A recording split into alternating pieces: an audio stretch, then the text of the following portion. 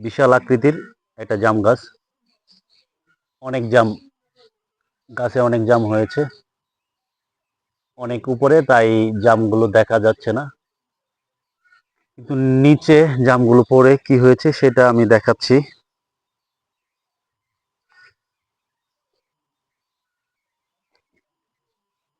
জাম আর জাম, এগুলো সব জাম পড়ে নষ্ট হয়েছে।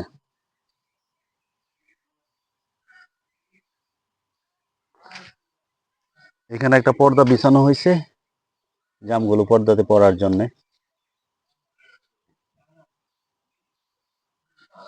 অনেক জাম পড়ে নষ্ট হয়েছে।